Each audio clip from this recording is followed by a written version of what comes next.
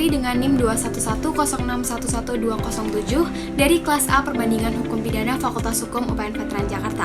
Pada video kali ini, saya akan menjelaskan terkait dengan perbandingan penanganan tindak pidana korupsi di Indonesia dan Malaysia berdasarkan sistem hukumnya. Video ini bertujuan untuk memenuhi tugas ujian tengah semester genap mata kuliah perbandingan hukum pidana. Pengertian korupsi secara yuridis berdasarkan pasal 2 ayat 1 Undang-Undang Nomor 31 Tahun 1999, Junto Undang-Undang Nomor 20 Tahun 2001, tindak pidana korupsi adalah setiap orang yang secara melawan hukum melakukan perbuatan memperkaya diri sendiri atau orang lain atau suatu korporasi yang dapat merugikan keuangan negara.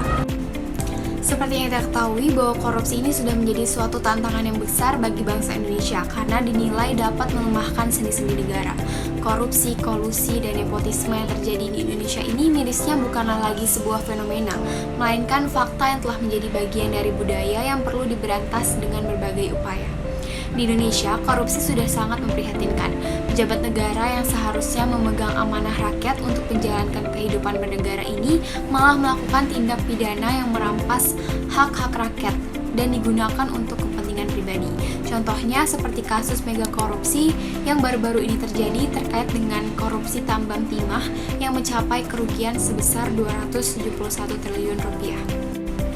Berdasarkan laporan Transparency International, Indonesia ini memiliki skor indeks persepsi korupsi dengan poin 34 dari skala 0 sampai 100 pada tahun 2023 yang menjadikan Indonesia ini sebagai negara urutan kelima di Asia Tenggara sebagai negara terkorup. Sedangkan menurut laporan yang sama, Malaysia menduduki posisi ke-9 dari 10 negara di Asia Tenggara. Sehingga, berdasarkan laporan tersebut, menjadi pertanyaan mengenai sistem hukum seperti apa yang diterapkan oleh kedua negara tersebut yang membuat angka kasus tindak pidana korupsi di dua negara ini jauh berbeda dan bagaimana peran pemerintah Indonesia dan Malaysia dalam menangani tindak pidana korupsi. Indonesia sendiri merupakan negara yang menganut sistem hukum civil law, yaitu sistem hukum yang menitikberatkan kepada aturan-aturan yang bersifat tertulis. Artinya, dalam negara yang menganut sistem hukum ini, peran suatu peraturan perundang-undangan sangatlah penting, dan segala tindakan pemerintah harus memiliki dasar peraturan perundang-undangan.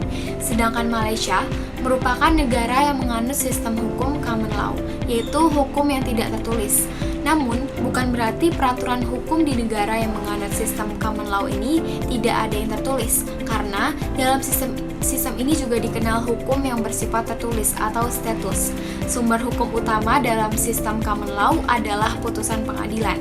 Selain itu, terdapat juga sumber hukum yang dikenal dengan kebiasaan dan peraturan perundang-undangan yang bersifat tertulis, serta juga pengaturan administrasi negara. Pemerintah Indonesia dalam menangani pemberantasan tindak pidana korupsi telah mengesahkan Undang-Undang Nomor 31 Tahun 1999 yang telah diubah dengan Undang-Undang Nomor 20 Tahun 2001 tentang pemberantasan tindak pidana korupsi dan Undang-Undang Nomor 30 Tahun 2002 tentang Komisi Pemberantasan Tindak Pidana Korupsi. Sebagai pelaksana undang-undang tersebut, maka dibentuklah Komisi Pemberantasan Korupsi di Indonesia. Begitupun di Malaysia, pemerintah Malaysia telah membentuk Undang-Undang Anti Korupsi, yaitu yang pertama, terdapat Prevention of Corruption Act atau Akta Pencegahan Rasuah Nomor 57 Tahun 1961. Lalu yang kedua, Emergency Essential Power Ordinance Nomor 22 Tahun 1970. Dan yang ketiga, Anti-Corruption Act tahun 1982 yang membentuk Badan Pencegahan Rasuah atau BPR, dan peraturan yang sekarang berlaku adalah Anti-Corruption Act tahun 1997 yang menggabungkan ketiga undang-undang yang sebelumnya. Di Indonesia, pemerintah telah berkomitmen untuk menanggulangi tindak pidana korupsi melalui kebijakan, regulasi, dan lembaga yang dibentuk secara khusus. Adapun beberapa peran pemerintah Indonesia dalam menanggulangi permasalahan korupsi, yaitu yang pertama adalah pembentukan KPK. KPK dibentuk oleh pemerintah Indonesia sebagai lembaga independen pada tahun 2002. Tujuannya adalah untuk melakukan penyelidikan, penuntutan, dan pencegahan korupsi di Indonesia dengan harapan dapat menciptakan tata pemerintahan yang bersih, transparan, dan akuntabel. KPK bertugas untuk menindak pelaku korupsi tanpa pandang bulu, termasuk pejabat negara dan individu lain yang terlibat dalam praktik korupsi. Lalu yang kedua adalah penegakan hukum yang tegas. Penegakan hukum yang tegas merupakan upaya yang dilakukan oleh pemerintah Indonesia untuk meningkatkan efektivitas dan juga efisiensi dalam menangani kasus korupsi. Tujuan utama dari penegakan hukum yang tegas ini adalah memberikan sinyal kuat kepada para koruptor bahwa tindakan mereka ini tidak akan ditoleransi dan akan dikenai sanksi yang berat sesuai dengan hukum yang berlaku. Lalu selanjutnya yang ketiga adalah penguatan sistem pemeriksaan keuangan negara. Tujuan penguatan sistem pemeriksaan keuangan negara di Indonesia adalah untuk meningkatkan efektivitas dan juga efisiensi pengawasan keuangan negara serta memberantas korupsi, yaitu dengan meningkatkan peran Badan Pemeriksaan Keuangan atau BPK sebagai lembaga independen yang bertugas melakukan audit terhadap pengelolaan keuangan negara. Dan yang keempat adalah kolaborasi dengan lembaga internasional. Pemerintah Indonesia juga bekerjasama dengan lembaga internasional seperti PBB dan juga Transparansi Internasional. Kolaborasi ini melibatkan pertukaran informasi, pelatihan, dan bantuan teknis guna meningkatkan kapasitas dalam menangani korupsi. Tujuan dari kolaborasi ini adalah untuk meningkatkan upaya pencegahan korupsi. Melalui kerjasama ini, pemerintah Indonesia dapat memanfaatkan pengalaman dan juga sumber daya yang dimiliki oleh lembaga-lembaga internasional tersebut dalam mengembangkan kebijakan, melaksanakan program, dan juga meningkatkan transparansi serta akuntabilitas pemerintah.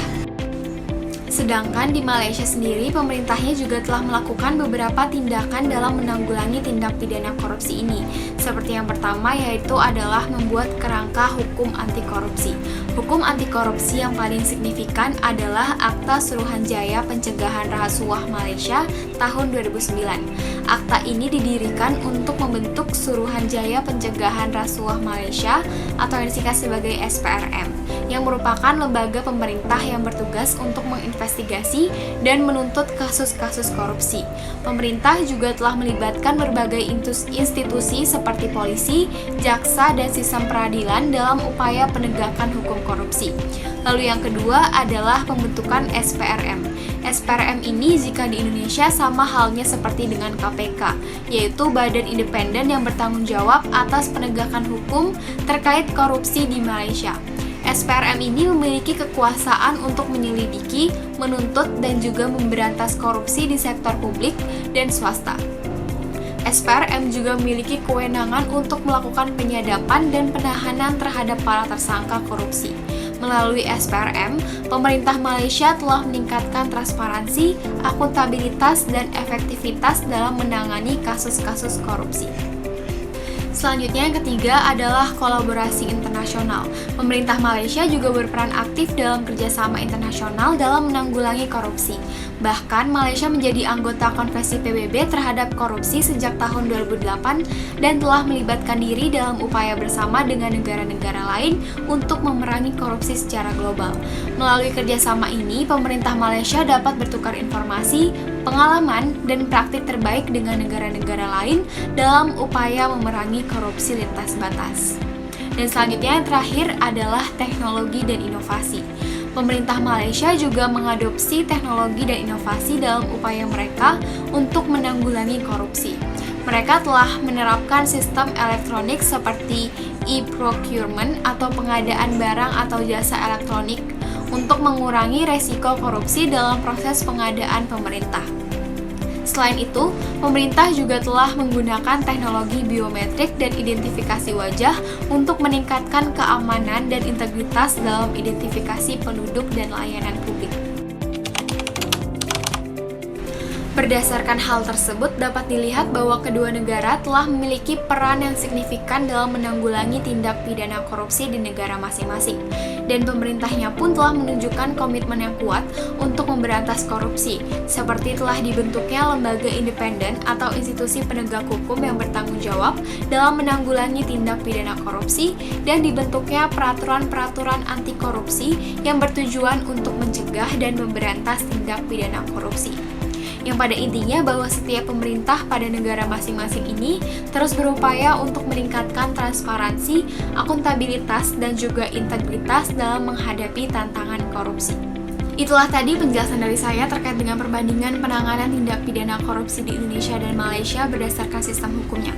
Mohon maaf apabila terdapat kekurangan ataupun kesalahan dalam penyampaian materi. Sekian dan terima kasih.